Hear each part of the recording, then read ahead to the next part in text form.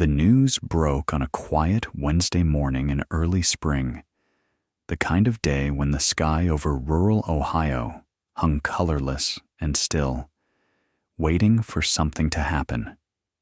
Detective Mason Hart had been at his desk for less than an hour when the call came from the state forensics lab. He almost didn't answer.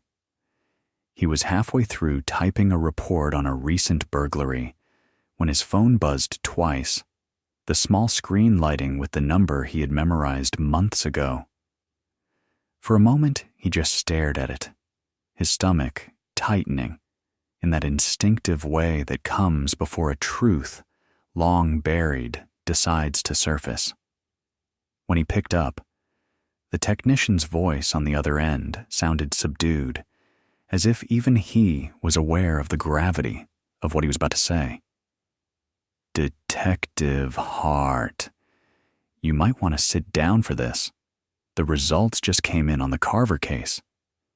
Mason's fingers froze above the keyboard. The Carver case. 22 years of silence condensed into one name. He leaned back slowly, the chair creaking beneath him. "You're sure?" he asked. "We ran it 3 times," the voice replied. "Same hit every time. 99.9% match." The technician paused, then added quietly, "It's someone close, Detective. Closer than you'd think." For a long moment, Mason couldn't speak. The line hissed softly in his ear. Then he whispered, "Who is it?" When the name came through, the room seemed to tilt.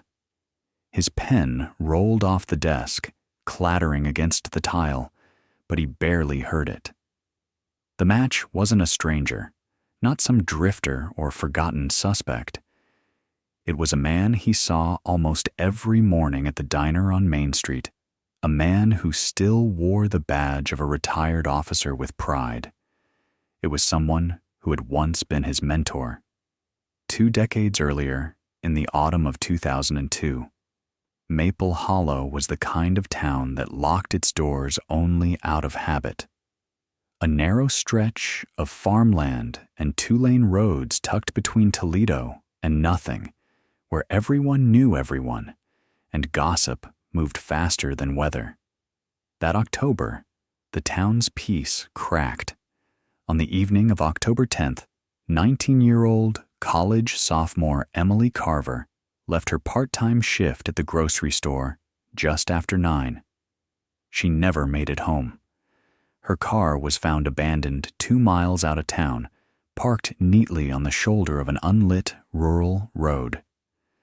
The driver's door was unlocked, the keys still in the ignition, her purse on the passenger seat. The only thing missing was Emily. The search began before dawn. Volunteers swept the fields, police combed the ditches, helicopters circled overhead. For weeks, the community held on to hope. Then, on the 26th day, a hunter found a torn piece of denim in the woods near the river. By sunset, the recovery team had found what was left of her. The autopsy ruled it homicide, cause of death, blunt force trauma. There were no signs of sexual assault, no fingerprints, no identifiable DNA. The case stalled within months. Leads fizzled, suspects were questioned and released. By the summer of 2003, the file was boxed, labeled Carver E, and shelved alongside other unsolved tragedies. Mason remembered that year vividly. He was 24, barely 2 years into the job, still believing that every crime could be solved with enough persistence and heart. His superior back then was Sergeant Raymond Cole, a man everyone respected, sharp, calm under pressure, known for turning chaos into order. Cole had led the Carver investigation, speaking to reporters with a measured tone of authority. Mason had idolized him. He remembered the night Cole clapped him on the shoulder and said, "Sometimes the answer doesn't want to be found, kid. You just keep looking anyway." Those words had stuck with him. Years passed. The world moved on. Emily's parents sold their house, too full of memories, and moved south. The annual candlelight vigil dwindled from hundreds of attendees to a few dozen. Mason rose through the ranks, eventually inheriting the cold case files Cole had once managed. He told himself it was fate, that maybe he was meant to finish what his mentor had started. In 2021, a grant for unsolved violent crimes gave the department a chance to retest old evidence using advanced DNA technology. Mason sent half a dozen cases to the lab, including Emily's. The technicians had scraped what little biological residue remained on a fragment of cloth found near her body. A gamble, at best. When the months dragged on without news, he forgot about it. Until that morning. By the time Mason drove to the state lab, rain had begun to fall in thin, silvery threads. The technician met him at the door, holding a file so thick it seemed to carry weight beyond paper.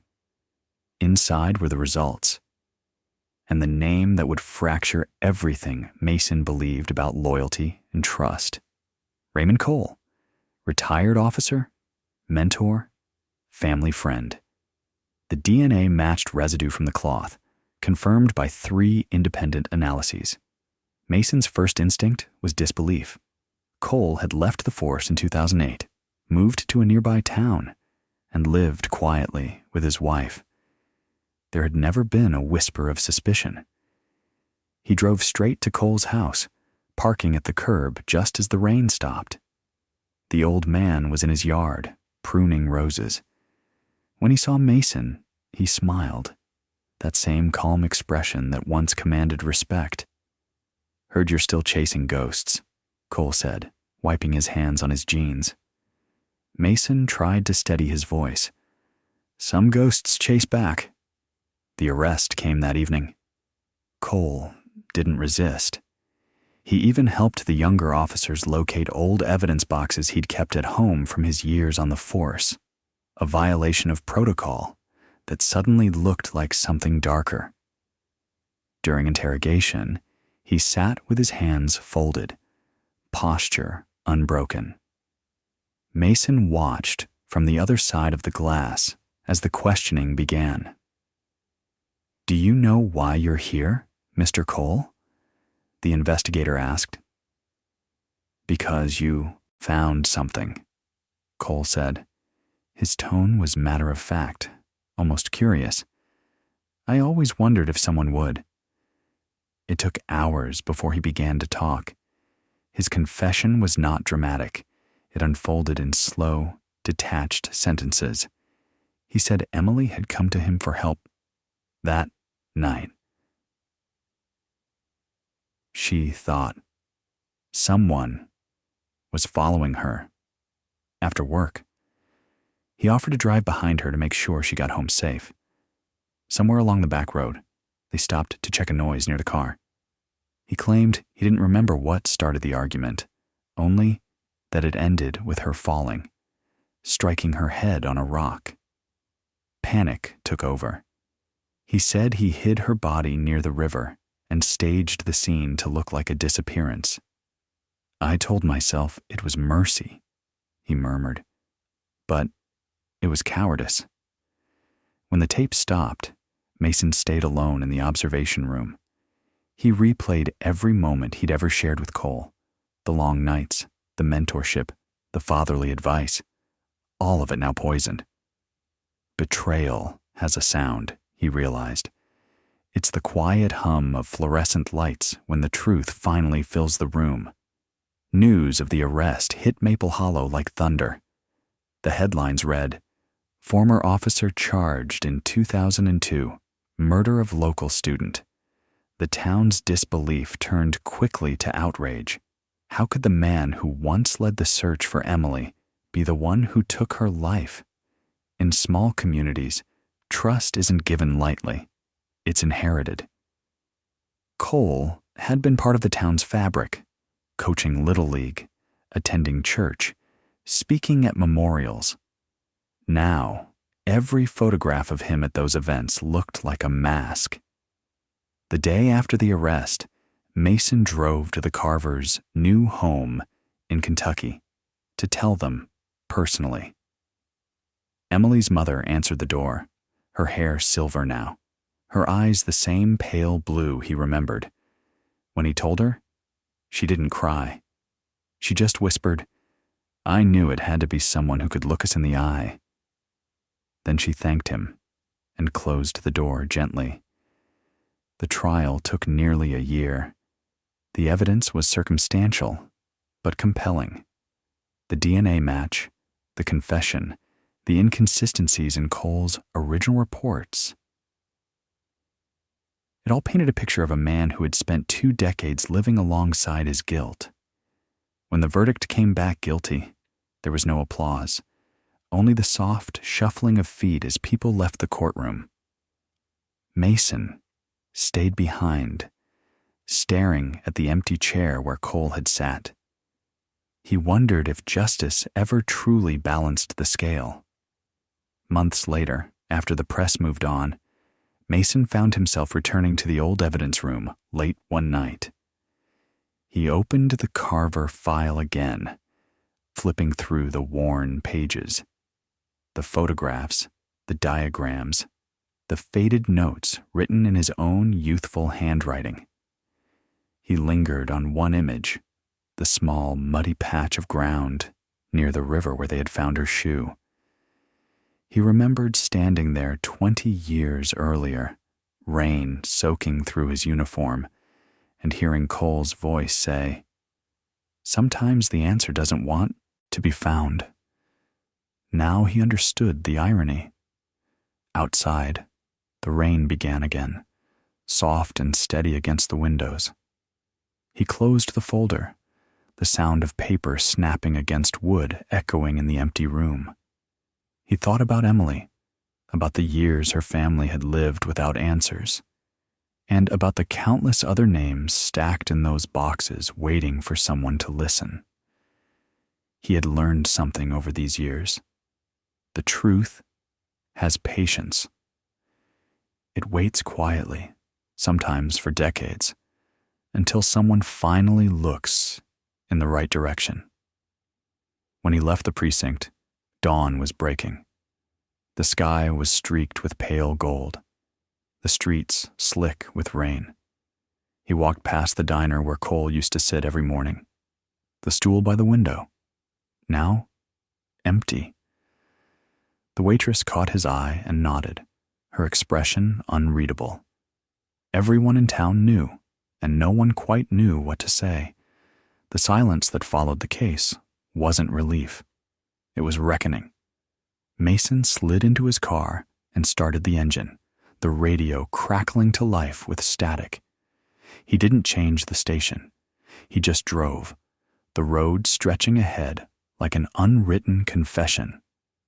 Somewhere behind him, the sun rose over Maple Hollow, spilling light across fields still heavy with dew, touching every forgotten place where truth once hid. He told himself he'd keep going. There were other boxes, other ghosts, other stories waiting to be unearthed. But for now he just drove into the light, carrying the weight of the one he had finally let speak. After the trial, Maple Hollow fell into a silence so deep it felt like the town itself was holding its breath. The streets that had once hummed with small talk and routine now seemed hollow, like a stage after the actors had left. The locals still went about their days. School buses rumbled, store lights flickered on, and the smell of morning coffee drifted through Main Street. But everything carried a strange, hesitant rhythm. It was as if the whole town was relearning how to exist after discovering that its trusted protector had been a killer all along. Mason Hart felt it everywhere he went. In the pause, before someone said hello, in the sidelong glances that lingered just a second too long. People still nodded when they saw him, but their smiles didn't quite reach their eyes. He had become a symbol of both closure and pain, the man who had found the truth everyone thought they wanted, until they heard it. For weeks, the news cycle couldn't let it go. Former sergeant arrested, beloved officer exposed, DNA evidence cracks, decades-old murder. Reporters camped outside the courthouse, shoving microphones into the faces of anyone remotely connected to the case. But stories fade, and soon new tragedies took their place. The reporters left. The cameras stopped rolling, and Maple Hollow was left with its silence again. Mason thought that would be a relief. It wasn't. The quiet pressed against his chest like a weight he couldn't shake. Every night he found himself back in his office long after everyone had gone home, staring at the stacks of files that lined the shelves. Each one represented another question, another life that had slipped through the cracks. He had told himself that solving the Carver case would bring peace, but instead, it had opened a door he couldn't close. The department tried to move forward. They offered him a commendation, an official letter of recognition for his persistence in pursuit of justice. He didn't attend the ceremony. The chief accepted it on his behalf, and Mason spent that evening sitting in the dark of his kitchen, the rain tapping gently on the window. He poured himself a drink, but it went untouched. All he could think about was the day the lab had called with the DNA match. How something as small as a few microscopic cells had been enough to collapse 20 years of lies. Truth, he realized, doesn't shout. It whispers until someone finally listens. But whispers can turn into echoes. And echoes, once started, don't stop easily. The first letter arrived a month later. No return address. A plain envelope with his name typed neatly across the front. Inside was a short message. You should check the 1999 file. He worked that one too. That was all. No signature, no context, no explanation. Mason's first instinct was to dismiss it. A crank message from some local obsessed with true crime. But the part of him that had lived too long with unanswered questions couldn't let it go. He spent the next day digging through archives, locating the box labeled 1999, missing person, Donna Reese. He'd never heard the name before. The case file was thin, barely a dozen pages. A 25-year-old waitress had vanished after a late shift at the Maple Diner, her car found parked behind the building, keys still in the ignition. The case had been marked, presumed runaway. The lead investigator was Raymond Cole. The parallels hit him like a blow. A young woman, alone at night, a car abandoned in a quiet place. He read the notes carefully, scanning for details. One entry stood out. A statement from a truck driver who claimed he saw a patrol car parked on the same road around midnight. Cole's signature appeared beside the notation. Checked. No further action required. Mason leaned back in his chair, the paper trembling in his hand. He knew that tone. It was the same calm dismissal that had buried Emily Carver's case for years. He reopened the file without authorization. It wasn't the first time he had bent the rules for the sake of truth, and he doubted it would be the last. Over the next several weeks, he retraced the case from scratch. The truck driver had moved to Indiana, but still remembered the night clearly. Yeah, the man said over the phone. There was a police cruiser? I remember because I thought I saw someone inside arguing. Then it just drove off fast. Mason asked if he could recall the officer's name or badge number. The man laughed softly. Didn't need to. It was him. The one they just locked up. The one from the news. Mason's pulse quickened. He thanked the man, hung up, and sat in silence for a long time. The room felt smaller, the air heavier. He could almost hear Cole's voice again. That patient, even tone he'd once admired. Sometimes the answer doesn't want to be found. Maybe Cole hadn't just been talking about cases. Maybe he'd been warning him. Mason compiled what he could. Records, statements, old patrol logs. But when he presented it to the prosecutor's office, they refused to pursue it. He's already serving life, they said. Let the dead stay buried. But Mason couldn't. The longer he looked at the file, the more convinced he became that there were others, other women, other stories hidden beneath decades of silence. Cole had always volunteered for missing person cases, always the first on scene, always calm, always helpful. In hindsight, it was too perfect.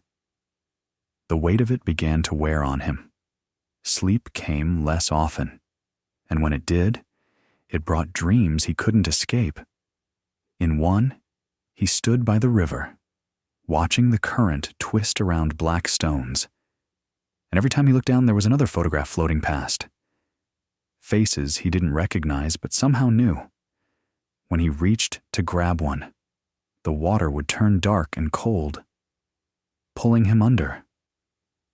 He'd wake gasping, drenched in sweat, the clock blinking past 3 a.m. He started visiting the Carver site more often, driving out to the river after work and sitting there in silence. He didn't know what he was looking for. Closure, maybe. Forgiveness. The land hadn't changed much. The same trees, the same curve in the river. But the air felt different, heavy with memory. Sometimes locals passing by would recognize him and slow their cars, watching. He'd nod, and they'd nod back, an unspoken understanding passing between them. Everyone had lost something in that case, even those who hadn't known Emily personally. Innocence had a way of disappearing quietly. Winter crept in slowly that year. The first snow came early, blanketing the town in a hush that made every sound seem amplified. Mason worked through the holidays, preferring the solitude of his desk to the forced cheer of gatherings. The department was short-staffed, and nobody questioned his hours. One evening, while sorting through evidence requests, he found another envelope slipped under his office door.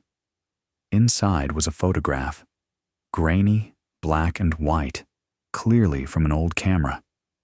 It showed a stretch of woodland near the highway. In the corner of the frame stood a uniformed officer, his face barely visible, but the outline unmistakable. Cole. Written on the back were 3 words. She's still there. Mason stared at the photo until the edges blurred. It could have been fake. Anyone could have planted it. But he couldn't ignore the instinct clawing at him. The next morning, he drove out to the location marked on the old case map for the Reese file. The road was narrow, overgrown, long forgotten. Frost clung to the grass, crunching under his boots as he stepped into the woods. The air smelled of pine and decay. He followed the path toward the clearing from the photograph. At first, he saw nothing. Then, half hidden under a fallen log, a glint of metal caught the light. He knelt down and brushed away the dirt. A bracelet, tarnished, but still intact. He bagged it carefully and drove straight to the lab. The technicians ran the test overnight. The result came back the next morning. The DNA matched Donna Reese. It was confirmation, not revelation. He had known before he even found it. Still, when he held the lab report, he felt his hands tremble. Another ghost, another truth dragged from the dark.